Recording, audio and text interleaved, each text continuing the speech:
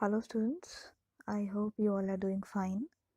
So today we are learning about photojournalism ethics, and very quickly we are going to learn about this topic, and we will sum up in 4 to 5 minutes because this topic is very important, but I don't think there is a need of explaining it too much. So without any delay, let's just start with photojournalism ethics. So the very first point is respect truth.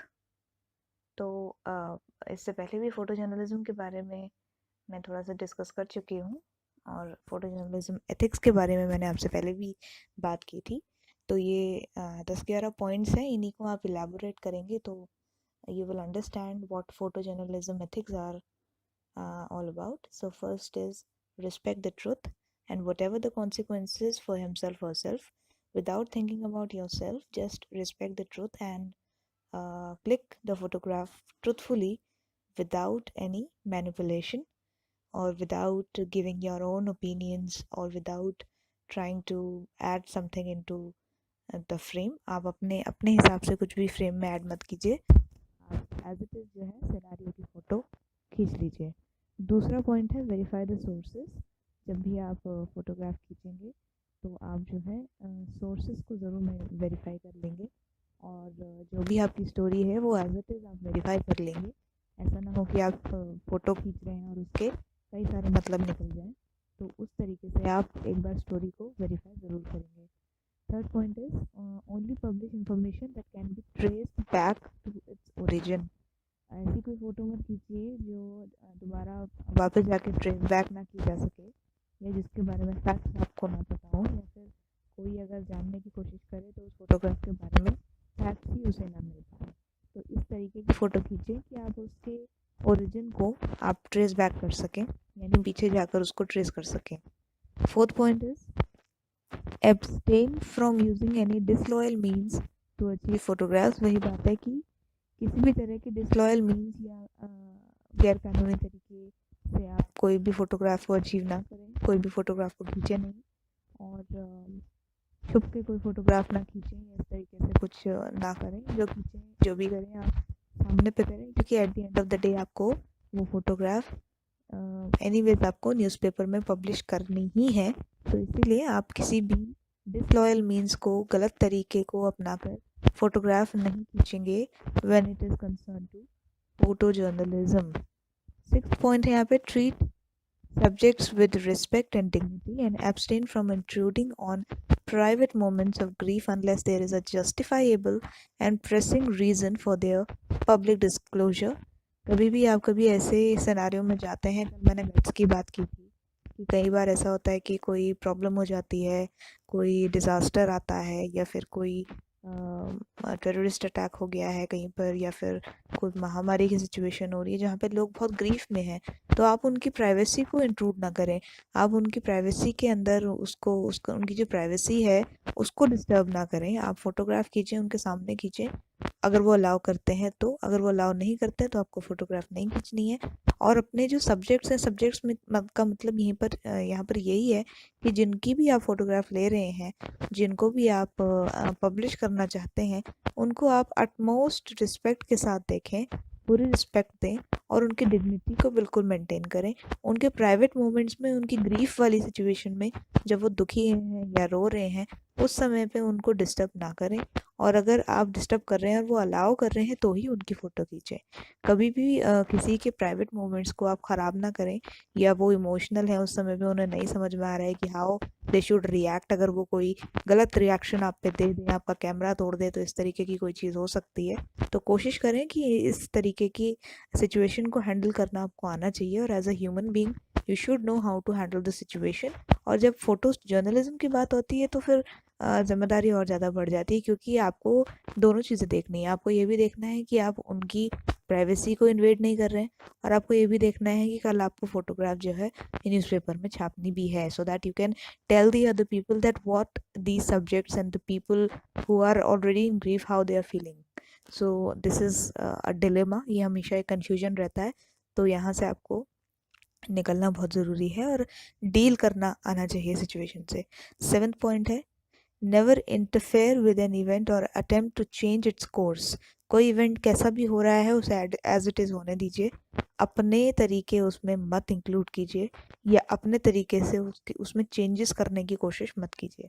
जो भी हो रहा है उसको as it is होने दीजिए और उसकी फ़ोटोग्राफ आप खींचिए। सच्चाई जो चल रही है उसको मैनिपुलेट करने की अपनी तरफ से कोशिश मत कीजिए।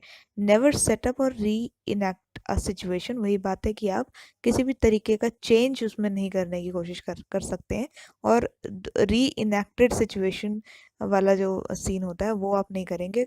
कभी भी आप सिचुएशन को दोबारा से बनाने की कोशिश नहीं करेंगे। जो चीज़ निकल गई वो निकल गई, आप दोबारा उस चीज़ को नहीं बना सकते हैं। तो आपको टाइमलीनेस का भी यहाँ पे ध्यान देना पड़ेगा कि आपको फ़ोटो जर्नलिज्म में टाइम के साथ आप चीज़ों को करें। अब इस वाले टॉपिक को, जो टाइमली वाला टॉपिक है, टाइमलीनेस वाला, इसको नेक्स्ट वाले वीडियो में डिस्कस करेंगे। फ़िलहाल ये देखें कि कभी भी किसी सिचुएशन को री इनैक्ट करने की, उसको दोबारा क्रिएट करने की ज़रूरत नहीं है। एज इट इज़ जो आपकी सिचुएशन थी, अगर आप समय से नहीं पहुँचे हैं तो वो आपकी सिचुएशन ऑलरेडी निकल चुकी है। इसीलिए आपको ये भी देखना ज़रूरी है कि आपको बिल्कुल टाइम पे ठीक जगह पे होना है, so that you can click the perfect photograph with perfect emotions at perfect place और बिल्कुल सही जगह पे सटीक फोटोग्राफ आप खींच सकें।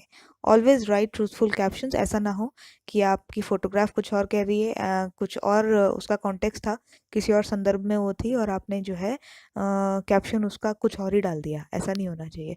जो सिचुएशन है उसका एज इट इज़ फोटोग्राफ खींच के एज इट इज़ उसका कैप्शन डालिए। Do not manipulate, do not try to manipulate the situation, the real situation, through your caption. Always write the truthful caption, what the situation is all about, what is going on in the photograph, what is the photo is all about, what was the situation, what was the event going on, how the people were feeling। जो exact meaning है उसको ही आप आगे show करेंगे। ठीक है। 10th point है इसमें, share with the editor all information he or she has in order to avoid misinterpretation और wrongful use। अब ऐसा होता है कि जब फोटो जर्नलिज्म जब आप करते हैं तो जो फोटो जर्नलिस्ट होता है उसने एक फ़ोटोग्राफ खींची, उस फोटोग्राफ को अब वो अपने ऑफिस में देगा न्यूज़ जो रिपोर्टर लाएगा उसके साथ में अटैच करने के लिए। तो यहाँ पर आपका ये भी ड्यूटी है कि जो भी इंफॉर्मेशन है वो आप एज इट इज़ देंगे। जो भी इंफॉर्मेशन है, जैसे कैप्शन वाली बात मैंने की, वही कैप्शन वाली जो सिचुएशन है, ये जो ट्रुथफुल इन्फॉर्मेशन है, जो सही इन्फॉर्मेशन है, वो ही आप अपने एडिटर को देंगे। अगर आपने वो सही इन्फॉर्मेशन नहीं दी, हो सकता है आपके फ़ोटोग्राफ को आपका एडिटर किसी और तरीके से इंटरप्रेट करे या उस फोटोग्राफ का कोई और मीनिंग निकाल ले। जैसा कि आप जानते ही हैं फोटोग्राफ के कई मीनिंग निकल सकते हैं। हर दिमाग अलग होता है, हर सोच अलग होती है। कोई भी किसी भी फोटोग्राफ को देखकर अपनी खुद की स्टोरी भी समझ सकता है। तो इस सिचुएशन को अवॉइड करने के लिए आपको मिस इंटरप्रिटेशंस अवॉइड करने पड़ेंगे और बिल्कुल सही जो इन्फॉर्मेशन है वो ही आपको अपने एडिटर को देनी है। लास्ट पॉइंट है और बहुत इंपॉर्टेंट पॉइंट है कि choose publications which with care to avoid any editorial misuse. कई बार ऐसा होता है, कल भी मैंने कहा था कि फोटोग्राफ्स का मिसयूज हो जाता है, ब्लैकमेलिंग के लिए भी हो सकता है, या आपने तो अपने तरीके से सही तरीके से दी लेकिन वो एडिटर या फिर जो न्यूज़ ऑर्गेनाइजेशन है या कोई भी पब्लिकेशन है वो उसे गलत तरीके से इस्तेमाल करने की कोशिश कर रहा है। तो ये नहीं होना चाहिए। हमेशा सही पब्लिकेशन को ही अपना जो आपकी फ़ोटोग्राफ है उसको सही पब्लिकेशन को दें, जो इस तरीके के कामों में नहीं इंक्लूडेड रहते हैं, जो सच दिखाने में बिलीव करते हैं। हमेशा ये ध्यान रखें कि आपका जो एडिटोरियल पार्ट है, जो आपका फ़ोटोग्राफ है, वो आपका बहुत इम्पोर्टेंट काम है और आपने बड़ी मेहनत से लिया है, उसका मिसयूज़ कोई ना कर पाए, है ना? क्योंकि अल्टीमेटली इसमें आपका नाम भी खराब होगा, फोटो जर्नलिस्ट कौन था इसका। ठीक है, अब बात करते हैं डिजिटल डॉक्टरिंग की। डिजिटल डॉक्टरिंग क्या होती है? डिजिटल डॉक्टरिंग बेसिकली आज की डिजिटल टेक्नोलॉजी पे बेस्ड एक फंक्शन है जो कि मैनिपुलेट करता है इमेजेस को। ठीक है, डॉक्टरिंग, डिजिटल डॉक्टरिंग, आजकल हम कहते हैं कि ये फोटोग्राफ फेक है, या मीडिया में कोई फोटोग्राफ आती है कहते हैं इसको डॉक्टर किया हुआ, डॉक्टर्ड फोटोग्राफ है ये। या फिर डॉक्टर्ड वीडियो है ये, इसमें ऊपर से वॉइस डाली गई है। इसका मतलब ये है कि रियल फोटोग्राफ को, रियल फुटेज को, रियल वीडियो को आपने डॉक्टर्ड कर दिया, यानी कि आपने उसमें टेक्नोलॉजी के इस्तेमाल से मैनिपुलेट कर दिया उसको, सही चीज़ को गलत साबित कर दिया, गलत चीज़ को सही साबित कर दिया। कोई भी मैनिपुलेशन करके, किसी भी तरह की एडिटिंग करके आपने उसका मतलब ही चेंज कर दिया। इसको कहते हैं डिजिटल डॉक्टरिंग, जो आपको एब्सोल्युटली अवॉइड करनी है while doing the photo journalism. ठीक है ना? तो कुछ फोटोग्राफ्स यहाँ पर मैं आपको दिखाने की कोशिश करूंगी, जिससे डॉक्टरिंग के लेवल का आपको पता चलेगा और आपको ये भी पता चलेगा कि किस तरीके की चीज़ें हमें अवॉइड करनी है वाइल डूइंग फोटो जर्नलिज्म। ये एक फोटोग्राफ है जिसमें दो दो फोटोग्राफ्स दी गई हैं। एक आपकी ओरिजिनल है और एक आपकी नॉन ओरिजिनल है, जो ओरिजिनल नहीं है। तो इसमें देखो डिफरेंस अगर आपको दिख रहा है तो मैं आपको 5 सेकंड का मौका देती हूँ, आप इसमें डिफरेंस पहचानो कि कहाँ पर है, फिर मैं बताती हूँ।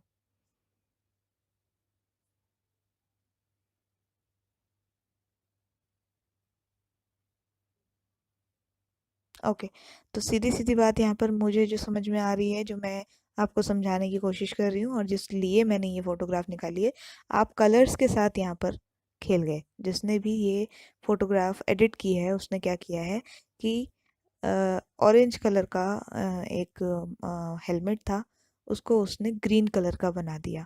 तो देयर आर, अब मैंने आपको पहले भी मीडिया डिज़ाइनिंग में पढ़ाया हुआ है कि कलर्स का बहुत अहम रोल होता है इंटरप्रिटेशंस में।